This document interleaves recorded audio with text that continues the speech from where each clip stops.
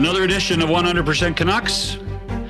Another 40 minutes with Landon and John. How can you beat that? By the way, Aatu Räty will join us in a couple of moments. Landon, have you ever seen, and I don't think it's just the Canucks, but the amount of injuries that are running rampant in the National Hockey League right now? It's crazy. I mean, what are the Canucks down? 7, 8? Yeah, I mean, I was a dub guy, so I once I get past the first hand, I get a little confused counting on the second one. But it's a lot. You should have taken that college scholarship, you know. I should have. It worked out as it should. I can't complain. But no, it's been crazy this year. Like you said, not even just in Vancouver, around the league. There's a lot of, and not just your third, fourth liners getting hurt, like a lot of big names that are missing significant amount of time. And it's tough to see. It's a condensed season. So now you don't even get where you might get lucky in in a normal year where you only play twice that week and you don't really end up missing much. But right now you miss a week, like you're missing a good chunk of games already. And it makes it tough for the rest of the guys for sure. So the Canucks are going on the road. They start tonight in St. Louis. Aatu Räty was kind enough to give us some time last night to enjoy and figure out exactly what he was. We will talk with Aatu after this on 100% Canucks. I won't keep you long. Darren Millard with a tip for everyone who loves great hockey podcasts like this one. John Shannon and I host the OG of 100% Hockey, coming your way multiple times a week. The guest list is the best you will find. Multiple shows a week ensures you won't miss out on any news, and we dig even deeper into the biggest stories around the NHL. Most of our guests are also friends, so I promise there'll be more conversation beyond the X's and the O's. John really does get bored with that after a while. So join us for 100% Hockey. The name says it all. Subscribe now while you enjoy thinking about it. And enjoy. Welcome back to 100% Canucks. Landon and John, joined by Aatu Räty of the Canucks, who is currently in St. Louis as they prepare for Thursday night's game against the Blues. Aatu, your thoughts on the way the team's playing right now, and I guess in particular the last game against the Rangers. Yeah, I think we're doing some good things. Obviously, tough loss yesterday, and I think that's a game that we obviously would have wanted to win, and I think we had a good chance. But yeah, I thought they played well, and I think had some chance at the end of the third there, but they just defended well, and we got to be better in scoring. I've got to ask you, JT Miller was pretty emotional. The fans were pretty emotional. What was it like to be on the bench or on the ice when the JT Miller tribute came up? Yeah, no, I was on the ice. I think we were just starting a penalty kill, so I was out there looking at that. I think it was pretty cool. Obviously, I wasn't sure if they're gonna do that or what was gonna happen, but yeah, no, it was cool. You bring up you're going on to a penalty kill there, like that's been a pretty big part of how you're getting your minutes and trying to kind of grab more this year is being that face-off guy, especially on the right side. You're 56% on draws this year. Have you always been a pretty good centerman, or is that just a lot of work over the past couple of years, knowing that was a way you could get some more ice time? Yeah, definitely. I don't think growing up I wasn't anything special. I think that was something that at least in Finland we didn't put too much effort in. I think you were either good at that or you were bad at that, but there wasn't really too much emphasis until maybe when we got to U18s or the national team. But I think when I started playing pro, I think we worked on it a lot. I think we had some good centermen to kind of teach me the way. And I think going into pro at 16 and 17, I just think usually guys have just so much more experience than my strategies weren't maybe that great, maybe 45 or hovering somewhere around there. But I think for my age at that point, I was pretty decent. But then ever since my last year in Finland, when I started to kind of flip my stick and getting stronger on the weak side too, I think that's ever since that I feel like I've been pretty good at the dot. What was it like to turn pro at 16? I mean, yeah, I guess it's not really my decision. I just the way it works up over there is you play in the U20 team, and then they can kind of, if they need you, you'll kind of get called up. So then obviously it was really cool to have that chance. I remember me and my brother, who's either 17 or 18 at the time, we both made our debut at the same game, and it was really special. That's pretty cool. Yeah. Who was it? Or was it your idea to try flipping your stick over? Or was it one of the coaches? Yeah, no, it was. I mean, I don't know if I ever. I'm sure I saw someone do it in before too, but I didn't really give it too much thought until my coach Olli Jokinen, who you played a long time in the NHL as a centerman. I think he was doing that at least some of his career. So then he wanted all the centers just to give it a try. Obviously, it doesn't work for anyone, and kind of, yeah. I thought for me that was a big bonus. I don't know if I started using it right away, but I feel like, you know, you train that for a week in practice, you kind of get used to it, because obviously it's, your body's gonna feel super weird at first, because you're so used to just doing everything with your left hand low and kind of all the timing and stuff, and even kind of when you're going into a draw, you kind of set up on the opposite way that you're going to. So even my hips felt weird and stuff. But then once I got the hang of it, it was a great help. Olli Jokinen, I mean, come on, the world's greatest shootout man. That was he in North America. That's what he was famous for. That might be Jussi Jokinen, actually. I'm sorry. You're right. You're right. You're right. I only coached me, and I played the same line and in the same team with Jussi in Finland too. But I think they were both pretty good. Yeah. No, you're from Oulu, right? Yes. Growing up in Oulu, who was your favorite? Who was your favorite NHL player? And if he wasn't Finnish, who was your favorite Finnish NHL player? Yeah, I really liked Rick Nash, and then I was a big fan of Crosby.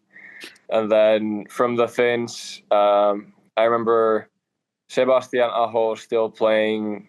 I was a fan of his when he was playing in junior in Finland, same team, and then was probably playing in U18s and U20s, and then when he was playing with the pro team, he had the overtime game-winning goal in the Game 7 to win the Finnish championships, and then when he went to the NHL too, so big fan of his growing up, and then I guess I'd say Puljujärvi as well. Well, Jesse Puljujärvi, he watching him too in junior, he was so dominant, so good, and then same thing him with in the Finnish league level, and then in the NHL. You know, we've heard so much about how big the Calder Cup was for not just the organization, but like the guys as well, and how much they took out of it. You only got to play in, I think it was 6 games because of injury through that stretch run. Were you still able to pull some experience or like get something out of that, do you think? I mean, it was cool to be at the games, but I feel like especially ever since the second injury, I knew I wasn't going to play again. So then I wasn't really on the road or anything. But obviously it was really, really cool to be watching those games and kind of. But I wasn't in the locker room. I wasn't playing. So it was. I wasn't obviously played those games and but yeah, I was more of just a fan. I wasn't in the room or anything. So. So when you're moving into the summer, obviously you had to get yourself healthy first. But what was the couple things you really wanted to make sure you were improving on to come into this first full season of being up in the NHL? Yeah, well, yeah. First things first, obviously getting back healthy and trying to rehab thoroughly, but at the same time as quick as possible, so I could get anything out of that really short summer. But I feel like, well, obviously even the time I was injured in Abbey and just kind of watching games and when the guys were on the road, I mean, I was still working hard and kind of, I knew even if I wasn't going to be healthy enough for the games, I'm already sort of starting my summer training, and every time you have an injury, there's still so much of your body that's healthy that you can work on. But for me, the biggest thing was getting back rehab and then working on my skating. I feel like it's always been my weakness and something that I worked on the most. And then obviously that kept being the thing for this summer. How much time did you take off without going back on the ice this summer, or did you always stay on the ice?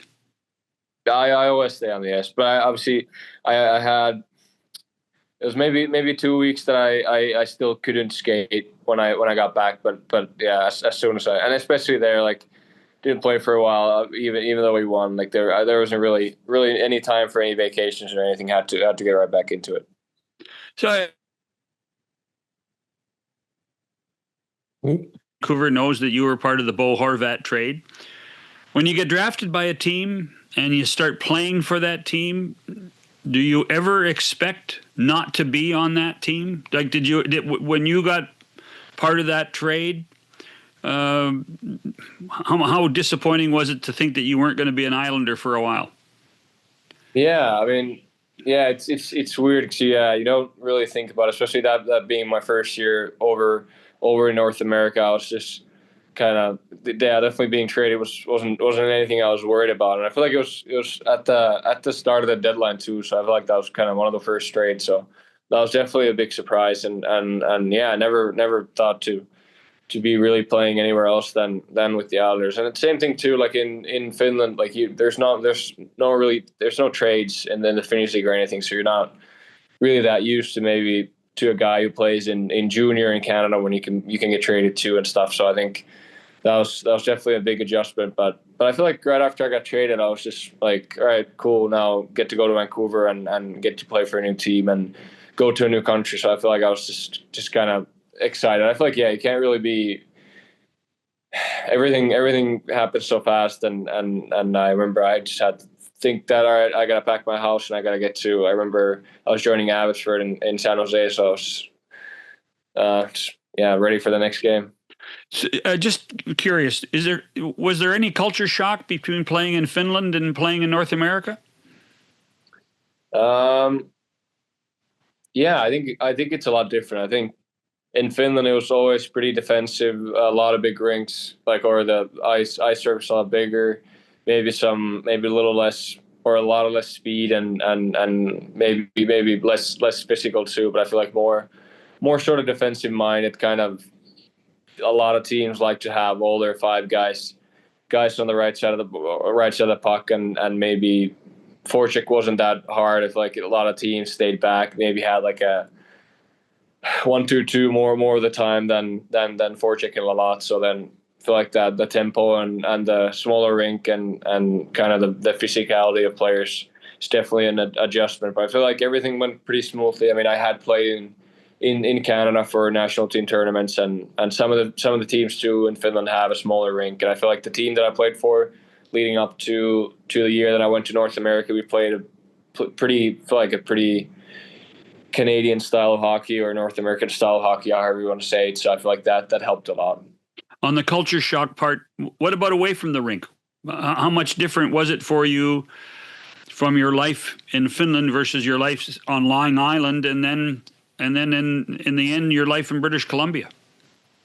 Yeah, I mean, I always felt like, and I heard guys say that you don't want to go over and compare everything and oh, this is different. I feel like I was just really focused on adjusting and kind of wanted to live like you do in that country, and kind of do the same things as other people. I feel like that helped a lot, so that I wasn't comparing everything and wasn't thinking, oh, this is different back home. But I lived alone for 2 years, I think, before moving here, when I was in Connecticut and in Long Island. So then I was used to that. I was used to cooking my own meals and doing my laundry and stuff. But I think people over here are pretty social, pretty kind of a lot of small talk, a lot of talking. I feel like in Finland, kind of, it can, like strangers, I think they're kind, but they kind of keep them to themselves. So I think just had to get used to, saying, how are you to everyone, and kind of answering back. And then, so I feel like the mistake that a lot of Finns do is that someone someone asks how they are, and they actually like they might say like, "Oh, I'm not doing too well actually," and start talking, or then not answer at all. So I think kind of just learning all those phrases and stuff. But I was really lucky to have we had two Finns in that were both kind of playing in Bridgeport and with the Islanders, so they helped me a lot. They had both played a few years in North America, so I feel like they helped a lot, and they feel like they eased that transition a lot. You brought up, you lived on your own, you did your own cooking. Like, are you actually cooking for yourself, or are you ordering in most of the time?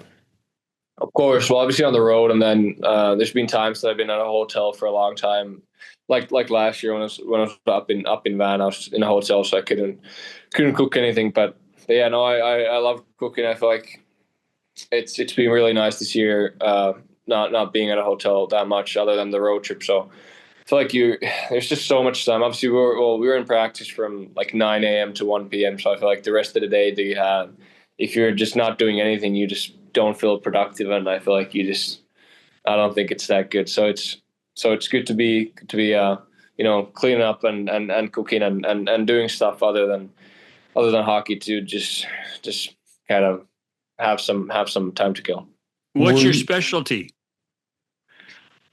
I feel like I'm a great all around chef, but I mean usually, yeah, no, I mean I really like making breakfast. I feel like that's fun, kind of to start the morning. Usually we do have food at the rink, but I've been it's just simple meals like chicken and rice, or you make like a bowl, kind of like Chipotle, but on your own. But I mean, I really like cooking steak and sweet potato. I'd say is one thing that I like the most. And I mean, it's pretty, but yeah, simple stuff. I feel like a lot of healthy food. I feel like I make tacos a lot. I make chicken and rice. I feel like I make some bowls, a lot of just simple stuff, but still you can make anything tasty. But we have great chefs at the rink, and I feel like the stuff that they make is just so cool. I mean, it's always healthy, but there's so much variety. So I've been trying to pick their brain a little bit, but sometimes the stuff that they come up with is so crazy. I feel like I could never do that. So with this team this year, there has been a decent amount of turnaround in more young guys like yourself and 5 or 6 others. You were up with the team a good amount last year, but does it make it that much more comfortable being at the rink when you have so many guys that have all graduated from Abbotsford together that you've played a decent amount with? Yeah, I think it's great. Obviously, playing with those guys for a long time, I feel like you make some good friends, and so you always want to have your friends with you in the team and stuff. So I think it's been great. But I mean, you don't give it too much thought. Obviously, whoever's in your team are your teammates, and I feel like you just try to build a relationship with those guys. But yeah, I think it's been great. And you guys have just recently acquired Lucas Reichel. How's he? Because he's right near in that same kind of age range. How's he fitting in the room? Yeah, I think he's fitting in great. Like, he's a really nice guy. I think we're the same age. I remember playing against him with the junior national team. I think we're just talking about that. I feel like first time I played him was U16 Finland against Germany. But yeah, he's been a good player ever since. So it's really cool to have him here. How much Finnish do you speak with the guys? Well, we have Kevin Lankinen, obviously our goalie, so speak a bunch of Finnish with him. And then I don't think a lot of people know, but Jonathan Lekkerimäki, he understands Finnish. He's got some. Well, I knew right away that there's a chance that he could speak or understand, because his last name Lekkerimäki it's a very Finnish name. So ever since I heard his name, probably a couple of years before his draft, I was interested if he's actually a double agent playing for Sweden. But he's for sure one of our guys. And but it was funny, he didn't tell me for a while that he understood Finnish, so it was just kind of listening and I don't think me and Lanks never talk bad about anyone in Finnish, so it was no problem that he was secretly listening. And like, does he understand really well? I played with a Swede that claimed this as well, and as we played longer and longer together, we quickly realized how good he thought he was at Finnish was not nearly as good as he was. Yeah, no, I think especially where I'm from in Finland, I definitely do speak Finnish with an accent, and then so if I'm speaking pretty fast and I'm using a lot of weird terminology, I don't think he can really understand what I'm saying. But especially if I'm talking to him, I'm probably talking a little bit more, kind of more the official language, simple words, and a little bit slower. But I'm pretty sure he understands everything. I really want him to speak, and I'm sure he can a little bit, but he's been strict. He doesn't speak Finnish. So now, do you consider Oulu in the north? Yeah, I guess it's like if you're really looking at it, we're kind of in the middle, but there's, Right. yeah, not a lot of people live in the north, so it's especially like Kevin would think because he's all the way from the south. He would think Oulu would be really north, even though. But I think it's still considered north. And when you talked about the Swedes and the double agents, are the Swedes the biggest rival hockey wise? Or I mean, the Norwegians are playing better now, but who is your biggest hockey rival in Europe? I mean, it's definitely Sweden. And no disrespect to Norway, but I think they're quite far away from being a rival. But I think I'm sure they're getting better too. But they're definitely Sweden. I feel like it's always been that way, and I think it'll always stay that way. I just saw NHL post some of the early predictions to what the Four Nations teams are going to be. So I'm very, very looking forward to either playing or watching from the TV for that Finland-Sweden matchup. I'm sure they're going to face off against each other in the Olympics. Oh no, it is a great rivalry. By the way, we better mention the Danes too, because the Danes are playing better hockey, and we don't want anybody in Denmark mad at us that we don't think they're a good hockey nation, and because they're going to the Olympics too, right? Yeah, I'm sure they are. Well, I don't know how many people are going to see this interview. I don't know if there's going to be any Danes in that category.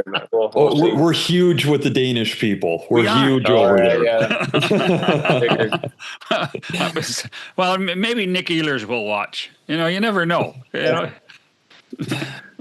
I got to ask you. You talked about one of your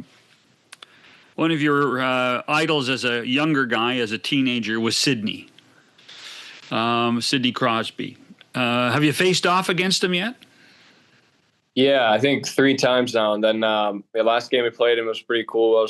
We're both in the starting lineup, so we got to get the first face off. And I think the last game was the first one that I played a shift against him. I think the first couple of games I was definitely not line match against him, but yeah. But so when the linesman there, he's got the puck, and you look across and you see 87, you think what? I'm just thinking how I'm going to win the face-off, but no, I mean, yeah, it's weird seeing, especially those guys who you see in a bunch in TV. They don't look real when you see them in real life. Or it's kind of like sometimes a warm up, I just catch myself just like looking at someone for way too long. So I hope they don't get mad at me for staring. But no, it's so cool. Obviously, looking up to that guy, and even still, just one of my favorite players every time. Watching Four Nations. I was rooting for Finland, but at the same time rooting for Crosby and Gunn. I mean, it's always good to see good hockey, and he's always going to play well. But I mean, just such a cool player. I mean, so many creative things that he does out there, and I feel like obviously there's so many good players in the world that you can watch, but I feel like the things he does though are just like a lot about smarts and just kind of being a student of the game. So I feel like there's a lot of things you can pick up. Obviously, some other players just are so quick or have these things that I can't really learn from because I just know I won't be able to do these things. But I feel like Crosby does a lot of things that you can still just work on and do as well. You guys have had a tough start to the season injury wise, obviously, and you lose Connor Garland again last game. like, you always hear the coach and players say, it's next man up. Like how do you keep your belief as a team in your view of, yeah, we might be losing these guys, but like we could still put that effort in and make it a game and give ourselves a chance to win? Yeah, I feel like I'd never gone to a game. Doesn't matter since I've been 5 years old that I haven't gone there and think that we're going to win this game. So I don't think, obviously that missing some great players, but you just can't be thinking about it that way. You're just thinking that with the roster that you have, what's the best way for us to go into the game and how we're going to win the game and just execute. I feel like you're not really thinking about that. And at the same time, I mean, any guy who gets called up or just kind of next man up, everybody's so good that you have a chance every night. And like, obviously, I feel like we played some really tight games. We've been obviously won Edmonton, and then some feel like some games that we're definitely in, even though we end up losing. I feel like we could have won a lot of those games. So I feel like even though we're missing guys, we're playing some good hockey, and I feel like we're giving ourselves a chance every night. Who's a better player, you or your brother? He's having a great season as well. He's injured right now, so I guess I'm available, so that makes me better at this moment. But no, I think he's also a really good player. I think we're a little bit different. He's a righty, he's a winger, but yeah, I know he's a lot faster than me. Has a better shot, but yeah, I mean, I just think sometimes you don't want to. If he was a center, I feel like I could make a comparison, but no, but he's a really good player. I mean, I'm gonna have to. I know I was a little injured, so I was just getting back to it. But summer training, I think he was better than me this summer. How many times did you play against head to head in North America? Like when you were in either Bridgeport or Abbotsford, and he was where would he have been, in Tucson or he was in Chicago? Tucson? Yeah, I probably maybe 6 or 7 times. Oh, really? Say.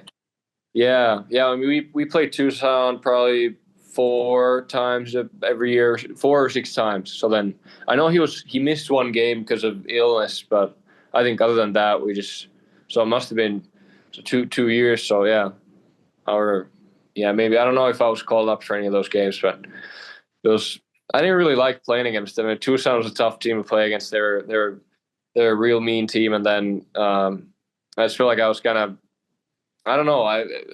Usually when I'm on the bench, I'm just worried about my own stuff. But then seeing him out there, I was maybe too involved. So it's nice to be a little distant from him. Now I can just watch the Finnish league as a fan. Now, have any of your family been to Vancouver to watch you? They've never seen me play for the Canucks. They've seen me play for Abbotsford last year, and then they've come over every year. I don't know what they're gonna do this year. I hope we have like a mom strip or a dad strip that then they could come, and then yeah, they have like a 1-year-old dog, so I don't think they both like the dog too much that they don't really care for my games anymore. But okay, so what kind of dog, and what's the dog's name? It's a girl dog. Her name is Hilla, and it's a French water dog. Wow. They're beautiful.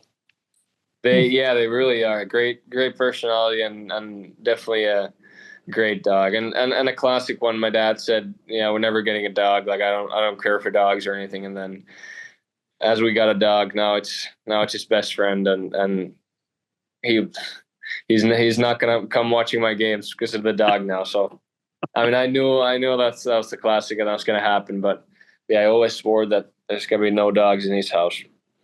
It's always the one that fights it the most that ends up loving it the most. Yeah, that's exactly. Right. Yeah, I feel like this is what always happens.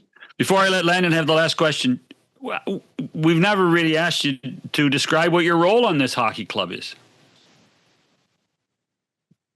Yeah, I think. Well, I know these things always change, but I think what I would love to be is a PK guy and a guy who can take some big face-offs and just play a solid game for the team. But like I said, I feel like whatever the coach wants me to do, I'm gonna do it, and there's gonna be no complaints. Last question to you, Landon.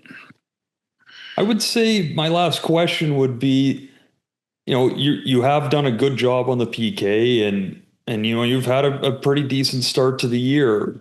But I've also seen you at the American League level and even at the NHL level. Like, you finished on a pretty good note last year offensively. You got a really good release. How do you think you could bring a bit more of that into your game? You had that shot last night that was almost right the same spot you scored from in preseason when you sniped it short side. Like, who do you work with on the staff to try and find a little bit more offense in your game?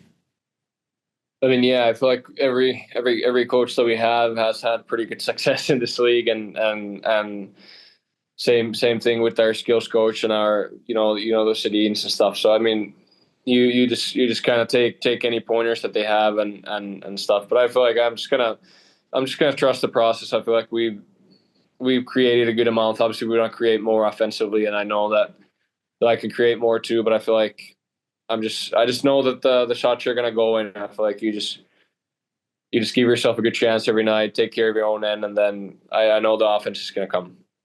Well, I'm sorry I lied. I have another question, and it's really important.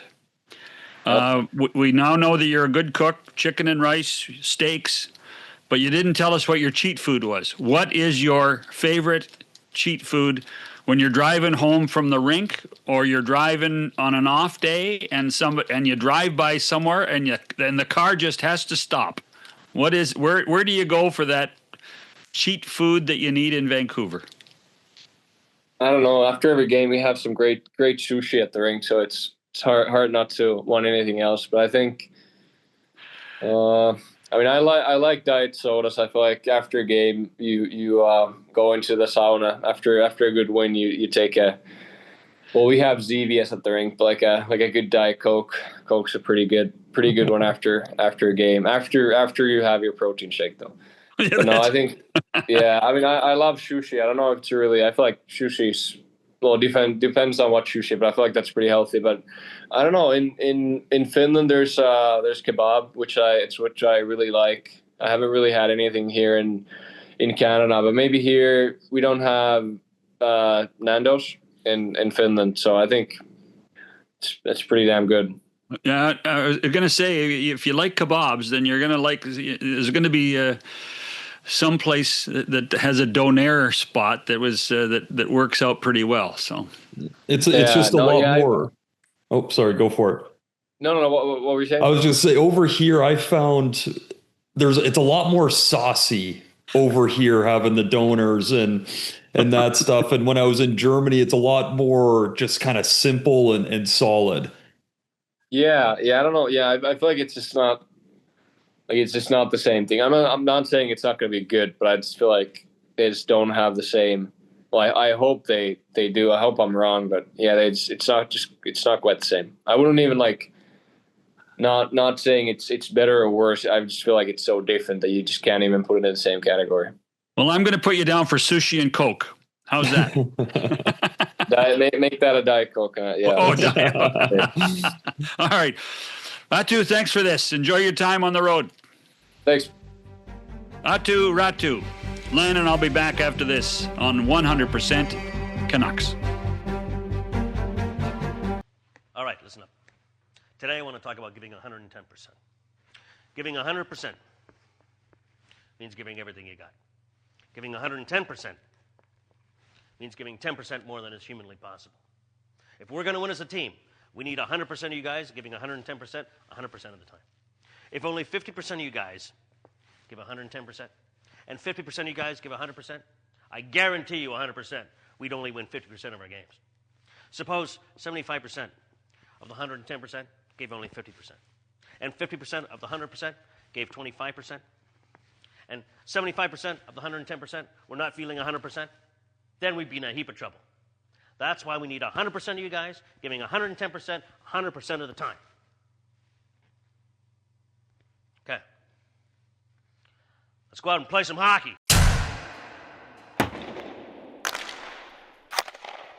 So, Landon, what's the upside for a guy like Aatu? I think he's shown some promise of some offense. I think him in a perfect world, reaches his potential. I think he's a really solid third line center that's, kind of takes over for Teddy Bluger down the road, who's that first guy over the boards on the PK and really solid. He's already their best face-off player. He's at 50%, 56% this year, where the majority of other centers are well beneath 50%. So, I think he can be that two-way player that, like I asked him, like there is more offense there. He's got a really nice release. It's just about getting himself into position to get those chances.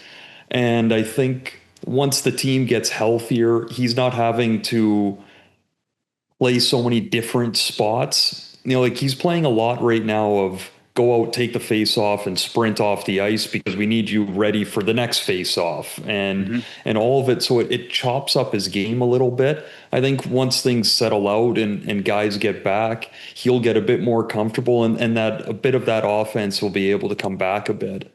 He's up around 13 minutes a game. And what's fascinating in hearing his answers, he does understand that he certainly does have a key role on this hockey club, on the special teams, on particularly the penalty kill. But is there more than that? Can his 5-on-5 game improve so that he can be more of a factor rather than just a specialist? I think so. And I think last year showed that. He played 33 games, 11 points, I believe, off the top of my head. But 7 or 8 of those were in the last 12 games or so. Like he figured it out a bit at the end of last season and was able to, he understands his own game. He's not going to be trying to hold on to a puck all over the place and make crazy plays. It's really simple hockey. It's very direct hockey. It's very Finnish hockey, right? Like it's a hard-working, true game. You're not trying to cheat anywhere on the ice, but because of that, you're in the right position a lot of times, and he picks off passes and then gets a good shot on net.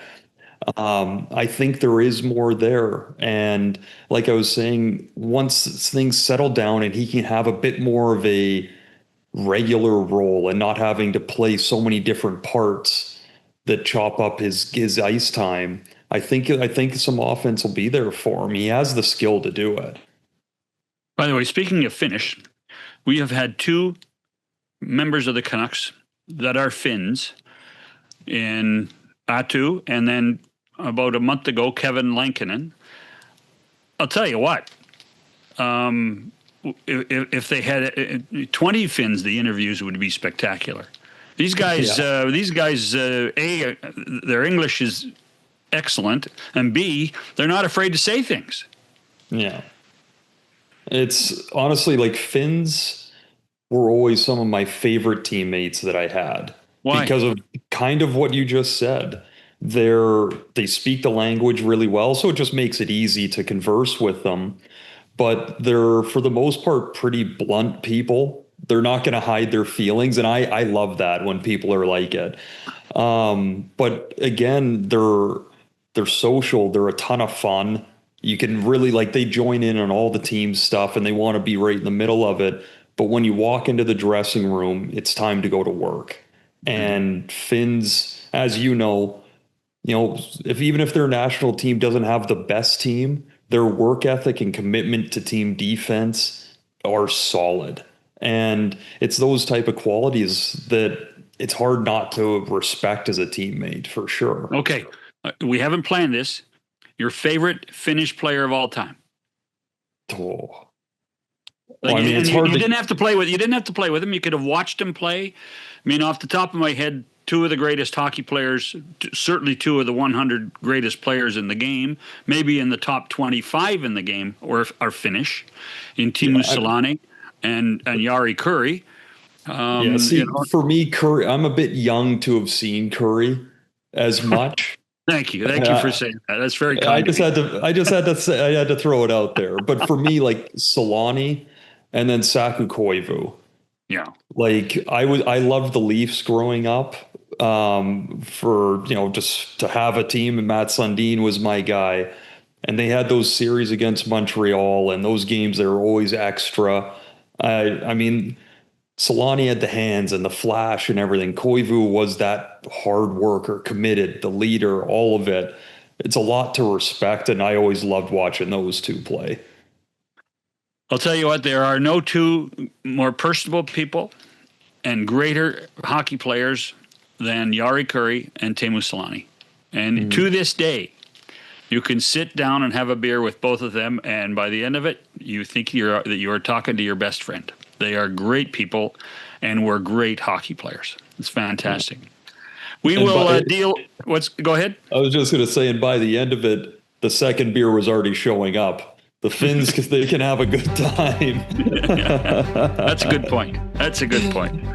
We will get together again tomorrow as Tyson Barrie will join us and sit and we'll shoot the shit about the Vancouver Canucks and the National Hockey League season. For Landon, John, thanks for listening or watching this edition of 100% Canucks.